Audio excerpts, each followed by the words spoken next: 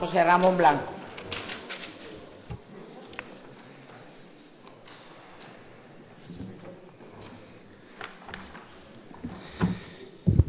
Gracias, señora presidenta. Señorías, lo primero que quiero es dar las gracias a los compañeros de la Asociación Stop Desahucios, darles las gracias por su constancia y trabajo, de que se siga trabajando para que de una vez por todas y se consiga más bien que los derechos constitucionales y los derechos humanos se cumplan en este país. Gracias de todo corazón, ya lo sabéis. Hoy traemos aquí, a petición de la Asociación Stop Desahucios de Cantabria, esta PNL para debatir y espero que, como la anterior, por necesidad de que se apruebe también por unanimidad el hecho de declarar opaco el índice de referencia IRPH. Este tipo de interés que afecta a más de 10.000 cántabros, que muchos de ellos tienen, que tienen en sus hipotecas.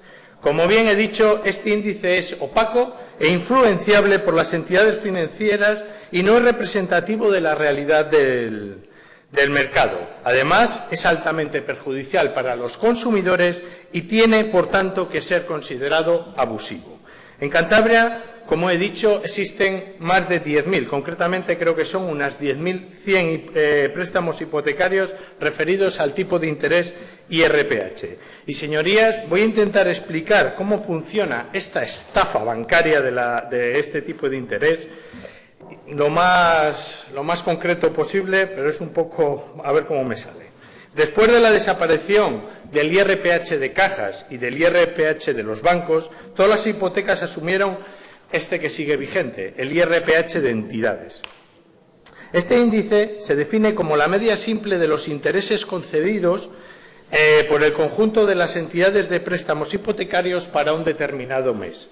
Su determinación resulta opaca y poco transparente, entre otros motivos porque no se publican los datos que las entidades contribuidoras han remitido al Banco de España para que éste elabore la media simple.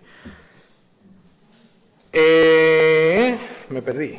Vale, tampoco está previsto un sistema por el cual el Banco de España pueda comprobar la veracidad de estos datos que le son remitidos.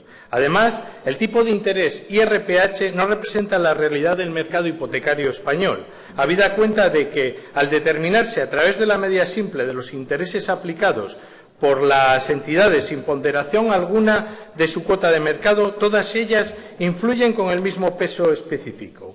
Para poder entender esto, señorías, os voy a poner un ejemplo que fue de la última vez que se obtuvieron datos concretos, que fue allá por el 2014, en el cual el Banco de Santander, aplicando un tipo de interés medio del 1,880%, hizo media simple con el Banco Pichincha España.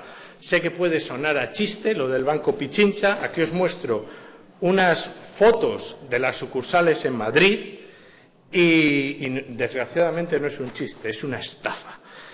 Y este banco, el Banco Pichincha España, estaba funcionando con un tipo de interés medio del 6,16%, pero con un volumen de negocio 1000 veces inferior al del Banco Santander. De este modo, la media simple se constituyó en el 4,02%, lo cual no es en absoluto representativo de la media del mercado español. Si con todos estos datos se hubiera realizado una media ponderada, la media sería de 1,884, es decir, 0,004% más de lo que tenía establecido el Banco Santander. Este ejemplo tan sencillo, con tan solo dos entidades, se puede repetir con los datos estimados para todas las antiguas cajas que usaban el IRPH. Y la media ponderada hubiese sido del 2,04%, y en contraste la media simple significó el 4,02% que os he mencionado antes. Además, en la determinación del IRPH se consideran los datos aportados por todas las entidades que operan en el mercado hipotecario, sin ningún tipo de discriminación. De manera que el dato más distorsionado remitido por la entidad más irrelevante, Banco Pichincha España, participa con el mismo peso específico que el dato más acorde a la realidad de la entidad de mayor relevancia, el Banco Santander que os estaba comentando. Pero, además, el IRPH es influenciable por las entidades, Pues, al determinarse a través de una media simple, todos ellos conocen su idéntico peso específico y, más importante, conocen la incidencia exacta que va a tener cualquier modificación de los intereses que apliquen a sus nuevos clientes. De tal manera que en el caso del IRPH, y teniendo en cuenta que entonces había 46 cajas, las entidades contribuidoras, cada una de ellas conocía la influencia que había, que era exactamente 1 entre 46. De esta manera, sabiendo que subiendo un punto los tipos de interés de los nuevos clientes, el IRPH incrementaba 0,0217. Si se incrementaban 2 puntos, incrementaba en 0,0435, 3 puntos 0,652 y así sucesivamente. La pérdida de mercado que pudiera sufrir una entidad al incrementar sus tipos de interés a los nuevos préstamos no le afectaba en su peso específico de la media y, por lo tanto, la determinación del IRPH no está sujeto a leyes de la oferta y la demanda.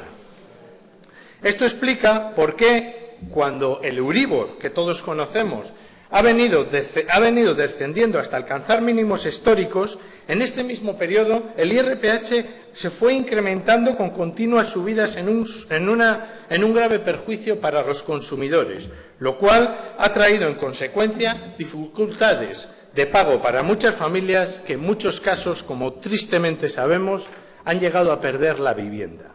Esta situación resulta abusiva según la Directiva 93/13 del Consejo de la Unión Europea, en la cual determinan qué son las cláusulas abusivas, concretamente en el artículo 3.1, que dice: las cláusulas contractuales que no se hayan negociado individualmente se considerarán abusivas si, pese a las exigencias de la buena fe, causan en detrimento del consumidor un desequilibrio importante entre los derechos y obligaciones de las partes que se derivan del contrato.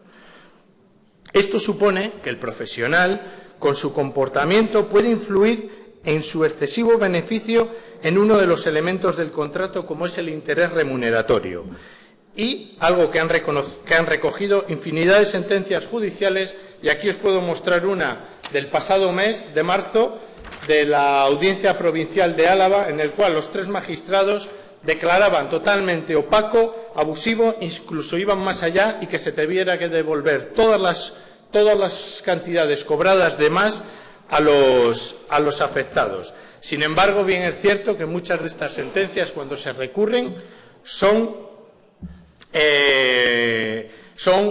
nuevamente aprobadas, que se tiene que aplicar este índice, ya que, como bien estamos intentando en muchos parlamentos, se declare este índice que deje de ser oficial. Por eso es en lo que se basan. Pero las mismas sentencias dicen que es opaco, que sus cálculos no se pueden demostrar, etcétera, etcétera. Señorías, sé que la explicación es un poco densa de este índice, que, como bien están diciendo ya sentencias judiciales y Europa está demostrando, es opaco. El procedimiento de cálculo de los índices conocidos como el IRPH adolece de importantes carencias e irregularidades y, en consecuencia, no puede ser considerado un índice válido para préstamos hipotecarios de interés variable. El IRPH debe ser anulado de inmediato y los intereses abusivos cobrados por las entidades con efecto de la aplicación del IRPH deben de ser devueltos a los consumidores o afectados. Las familias que hayan perdido su vivienda por no poder hacer frente a las hipotecas referenciadas con el IRPH deben de ser resarcidas, y esperamos que algún día los responsables de tanto sufrimiento por esta estafa hipotecaria, tanto los que lo han perpetrado como los que lo han permitido, sean juzgados y condenados por criminales. Muchas gracias, señorías. Gracias, señor Blanco.